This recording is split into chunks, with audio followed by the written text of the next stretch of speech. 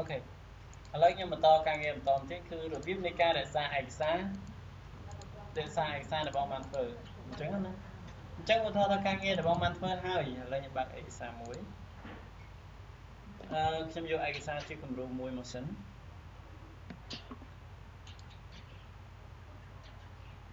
អូខេខ្ញុំបើកឯកសារមួយ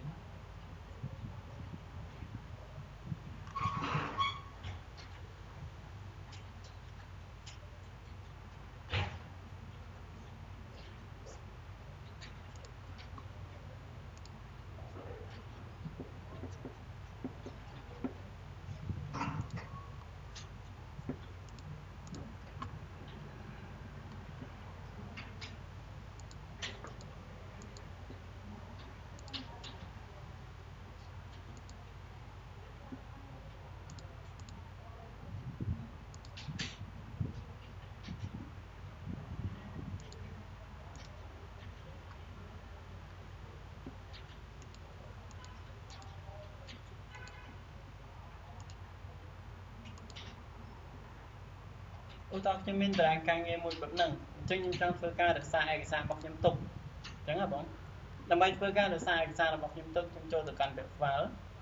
ខ្ញុំយកពាក្យ save as បាទបន្តមកទៀតខ្ញុំយកពាក្យប្រើដើម្បីទៅរកទីតាំងដែលយើងធ្វើការរក្សាឯកសារទុកតើរកកន្លែងណាខ្ញុំចុចទៅនឹងមកកន្លែងនេះគឺជាឈ្មោះនៃឯកសាររបស់យើងអញ្ចឹងឯកសារបងឈ្មោះអីបងដាក់ឈ្មោះហ្នឹងមកឧទាហរណ៍ថាឯកសាររបស់បងឈ្មោះថា cell ឧទាហរណ៍ឯកសារបងឈ្មោះ cell ឧទាហរណ៍អញ្ចឹងក្រោយពីដាក់ឈ្មោះឯកសារហើយបងរកទីតាំងទៀតអ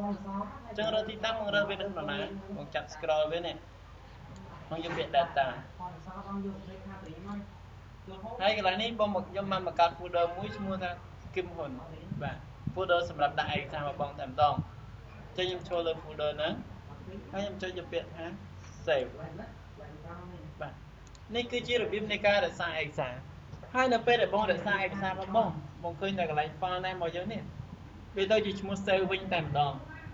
cell ណាគឺវាអត់មានឈ្មោះអីផ្សេងពីហ្នឹងទេហ្នឹងគឺរបៀបរក្សាវាមួយទៀតគឺរបៀបនៃការបើកឯកសារវិញខ្ញុំបិទវិញហើយខ្ញុំសាកបើកយកឯកសារអញ្ចឹងដើម្បីបើកយកឯកសារមកប្រើប្រាស់បន្តទៀតនៅថ្ងៃស្អែកឬក៏ថ្ងៃក្រោយទៀត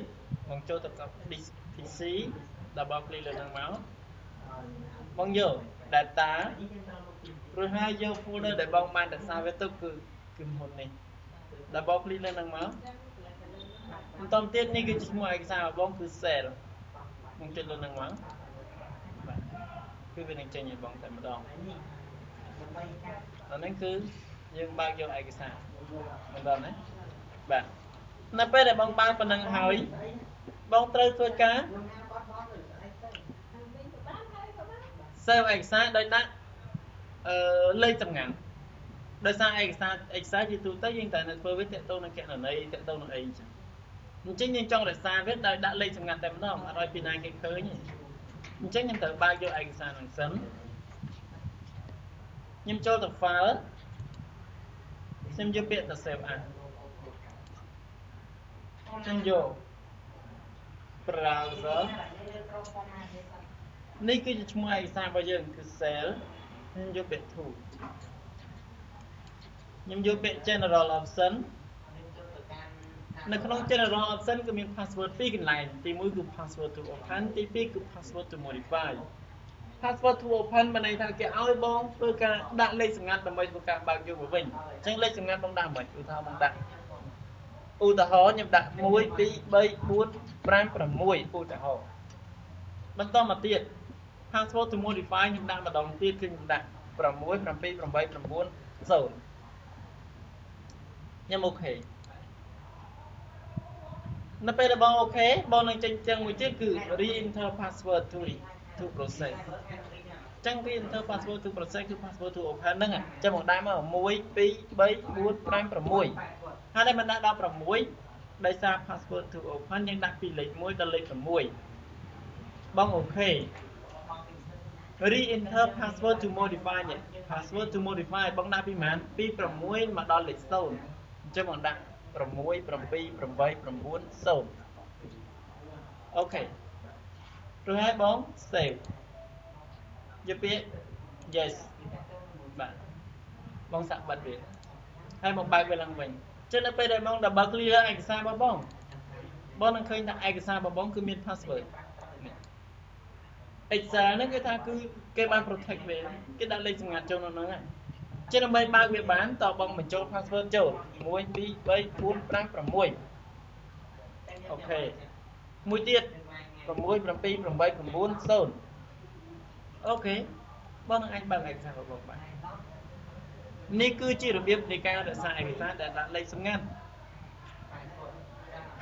ដើម្បីដល់លេខសម្ងាត់ចេញវិញបងចូលទៅ file យកពាក្យថា save as រួចហើយបងយកពាក្យ browse កន្លែងនេះបងយកពាក្យ tool general option បងគ្រាន់តែធ្វើការលុបលេខសម្ងាត់នៅក្នុងនេះចោលលុបវាចោលយកពាក្យ OK យកពាក្យ save ហើយយកពាក្យ yes អូខេអញ្ចឹងនៅពេលបងសាកបិទហើយបើកវាឡើងវិញបាទអញ្ចឹងឯកសារបងគឺបើកនេះគឺជារបៀបនៃការរក្សាឯកសារដោយដាក់លេខសម្ងាត់អញ្ចឹងបងត្រូវធ្វើបែបហ្នឹងមិនតាន់ទេអូខេអាហ្នឹងមេរៀនទីដែលខ្ញុំបន្តទៀតគឺ